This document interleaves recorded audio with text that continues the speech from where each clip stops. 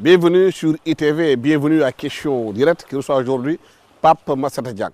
On ne le présente plus aux Sénégalais. Quand on parle de droit sportif, de droit marketing sport, on pense beaucoup à Pape Massata Diack parce qu'il a fait beaucoup pour le Sénégal et pour l'Afrique pour ses droits.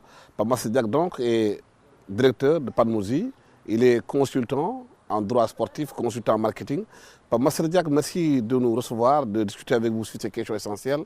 À chaque Coupe du Monde, à chaque compétition, il y a des batailles rudes entre les télévisions privées et les télévisions publiques, des fois même entre les télévisions privées elles-mêmes. Le droit du sport s'est posé encore ici au Sénégal. D'abord, pour expliquer à nos téléspectateurs, c'est quoi le droit sport?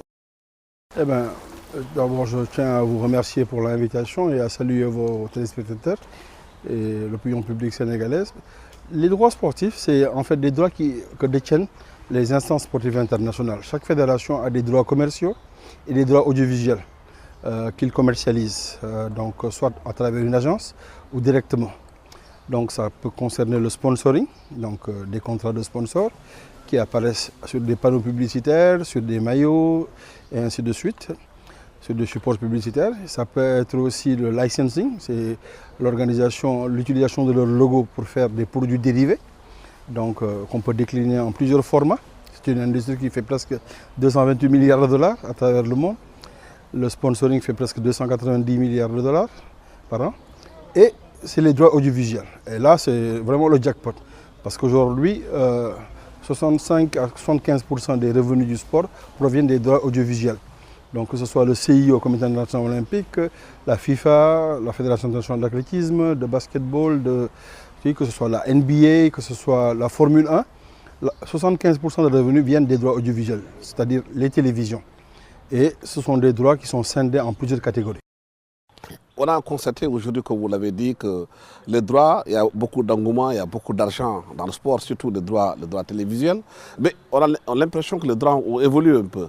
Avant, il n'y avait pas d'exclusivité. Avant, dans un même pays, plusieurs télévisions pouvaient aller en compétition, avoir les droits diffusés. Cette année, on a l'impression que c'est des droits exclusifs. Donc c'est une chaîne qui peut diffuser et aucune autre chaîne ne peut le faire.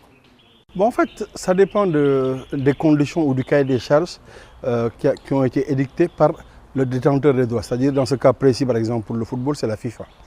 Donc la FIFA est l'instance fêtière qui contrôle la Coupe du monde de football, la Coupe du monde junior, la Coupe du monde féminine, donc la Coupe du monde U17, U20. Donc sur certains territoires, elle vend directement. La FIFA a un département de marketing qui est basé à Zouk, donc contrôlé par des anciens collègues de ISL que je connais bien, parce que j'ai fait presque 6 ans là-bas pour apprendre le métier, entre 90 et 96. Mais la FIFA a décidé maintenant d'octroyer les droits à travers des agences ou bien à travers un broker. Et c'est le cas précis au Sénégal, par exemple. Je pense que dans le cas précis, il y a eu une volonté de faire un appel d'offres pour un groupe de pays francophones. Donc la FIFA, pour l'Afrique du Sud, elle négocie directement. Elle négocie avec Mnet Supersport, qui est la chaîne. Donc il n'y a pas d'intermédiaire. Mais dès l'instant qu'il y a un intermédiaire, il y a souvent cette bataille entre les différents droits. Mais la FIFA peut déterminer les conditions d'attribution. Elle peut dire, pour les territoires hertziens, tout ce qui est terrestriel, rights, je donne ça à une chaîne publique. Pour tout ce qui est câble et satellite, je donne ça à des chaînes privées. Pour tout ce qui est news streaming, je conserve ça parce que j'ai ma propre chaîne YouTube. Maintenant, pour tout ce qui est news item, c'est ouvert à tout le monde. Chacun achète des extraits de 3 à 5 minutes pour montrer sur son journal télévisé. Bon, il y a aussi la possibilité de faire des émissions hebdomadaires pour faire, ou bien même journalières, un résumé. Que ce soit le CIO, que ce soit la FIFA, c'est comme ça qu'ils travaillent. Maintenant, je ne sais pas dans le cas précis quelles ont été les conditions d'attribution à cette chaîne togolaise qui s'appelle New World TV. Mais si vous m'en expliquez, je peux vous donner la raison pour laquelle il y a cette bataille. Pourquoi aujourd'hui en Afrique du Sud, la FIFA négocie directement avec la chaîne privée, alors que dans d'autres pays africains, c'est autrement fait. Non, mais c'est justement une injustice. Certains pays africains ont été sélectionnés parce qu'ils ont un fort potentiel économique. L'Afrique du Sud est le plus gros marché du sponsoring et des droits de télévision en Afrique. L'Égypte est un très gros marché. Le Kenya aussi est un très gros marché. Le Nigeria est un très gros marché. Donc, ils ont pris 5 ou 6 marchés. Ils négocient directement à partir de Zurich. Mais maintenant, pour ce qui concerne les pays francophones, je pense que dans le passé, contrairement à ce qu'on vous a dit, ils négociaient avec l'Union des radios de télévision nationale d'Afrique, URTNA. Donc, qui est devenu UAR après. Qui est devenu UAR. Donc en 2018, ils ont négocié avec l'UAR. L'UAR fait une syndication de toutes les télévisions publiques. Elle demande à chaque télévision de cotiser en fonction de sa taille économique et elle verse à la FIFA. Ils ont un plateau, ils ont des commentateurs qu'ils envoient à la Coupe du Monde et ils prennent le signal, ils distribuent ça à différentes télévisions africaines. Bon, maintenant, ce modèle économique a expiré. La FIFA a dit maintenant, non, je vais vendre un pool de pays à une seule entité. Ça paraît très étrange et je pense que c'est le cas de figure que nous avons actuellement. Oui, parce que beaucoup de questions sont posées dans certains journaux. Les gens se demandent, New la télévision qui a racheté les droits dans l'espace francophone, comment se fait qu'une télévision qui vient de naître, qui a 150 000 abonnés, puisse arracher ce marché au niveau de la FIFA pour la distribution des droits? Mais tout à fait. Même nous qui sommes professionnels, nous n'avons pas compris. On avait compris qu'ils donnent ça à Mnet Super Sport exclusivement et que Mnet fasse un accord avec beaucoup de chaînes africaines. Je peux le comprendre parce que Mnet, dans le paysage sportif, a été détenteur de la CAF, de la CAN, de la Ligue des Champions, de la Premier League. Mais ils ont donné ça à un nouveau venu. Et ça, personne ne l'a compris, d'autant plus qu'il y a même des suspicions de compromission parce que cette chaîne a emprunté de l'argent à Ecobank. Et Ecobank est allé demander une garantie d'assurance par une société contrôlée par, dont M. Patrice Motsepe est actionnaire, la Sanlam, qui est la compagnie nationale sud-africaine. C'est elle qui a garanti le prêt de New World auprès de Ecobank. Bon, donc Motsepe, c'est pas n'importe qui, c'est le président de la CAF et le vice-président de la FIFA. Donc on n'a pas compris. Ça, personnellement, je n'ai pas compris cette stratégie de la FIFA. Ça crée beaucoup plus de problèmes que ça n'a résolu et aujourd'hui, je pense que c'est un imbroglio juridique sur lequel je pense qu'une solution doit être trouvée rapidement. Les questions sont posées, même Canal qui était très puissant en Afrique cette année ne pourra pas diffuser la Coupe du Monde. Mais tout à fait, Canal+, Beansport était candidat pour cet appel d'offres Star Times, c'est les Chinois, qui ont une capacité financière extraordinaire et qui cherchent à pénétrer le marché du football africain. Ils ont été candidats pour la Ligue professionnelle sénégalaise sur un contrat de 10 ans. Toutes ces sociétés étaient vraiment intéressées pour prendre les droits. Et bien, on donnait ça à New TV. Pour quelle raison? Et je pense que la FIFA peut répondre de ça. Oui, est-ce que les gens légitimement ne peuvent pas se poser des questions? Comment se fait-il que le président de la CAF, que sa société à lui, garantisse un prêt pour une chaîne de télévision qui vend des droits? Est-ce que les gens ne peuvent pas penser qu'il y a des collisions? Mais aujourd'hui, on est amené à faire ça. Je ne veux pas trop m'avancer parce que bon, Motsepe a été pendant des années président du conseil d'administration de Sanlam. Mais que Sanlam s'invite dans ce truc-là, ça paraît. Mais Sanlam est une grosse compagnie africaine. Maintenant, ils ont racheté Saham au Maroc. Ils ont une stratégie continentale. Peut-être qu'ils sont présents au Togo, je n'en sais rien.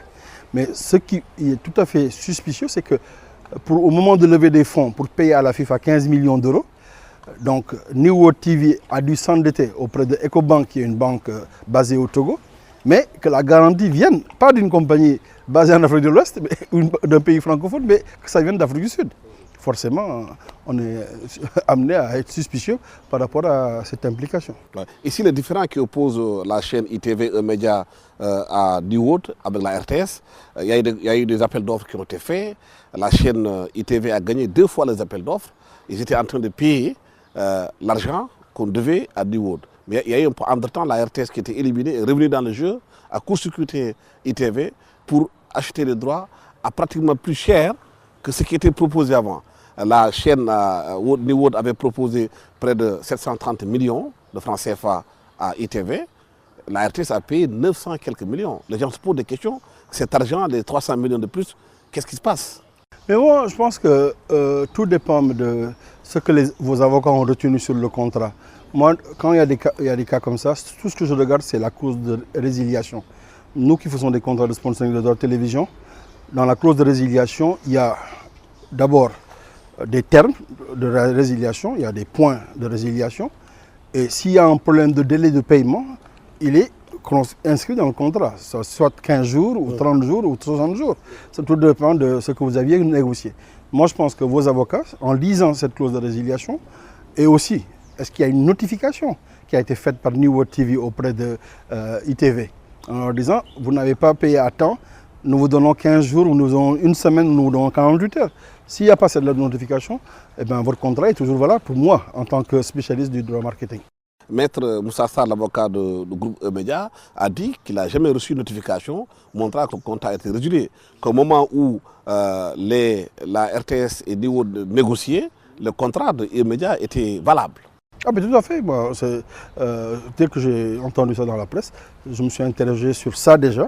Et on m'a informé qu'il n'y avait pas de notification. Donc, tant que tu ne notifies pas la résiliation d'un contrat, ce contrat est toujours valable jusqu'à ce que les deux parties conviennent, soit d'une solution à l'amiable ou bien d'une voie juridique, par des tribunaux compétents, ça dépend de ce qu'on appelle la governing law du contrat, le droit applicable. Et à ce moment-là, je pense que vos avocats doivent poursuivre New World TV pour, comment on appelle ça, abrogation d'un contrat, sans pour autant avoir notifié la partie concernée. Et El Hadj Ndiaye, le président de TDS, Télédiffusion du Sénégal, a sorti un décret en disant que depuis janvier 2022, qu'un décret a été signé où toutes les prérogatives de signature de contrats de transmission et de retransmission ont été transférées au niveau de TDS. Que la RTS est juste maintenant un diffuseur. Que le décret a été violé parce que c'est TDS qui devait signer les contrats avec New World. Ah mais ça, c'est un nouveau développement, je ne savais pas ça.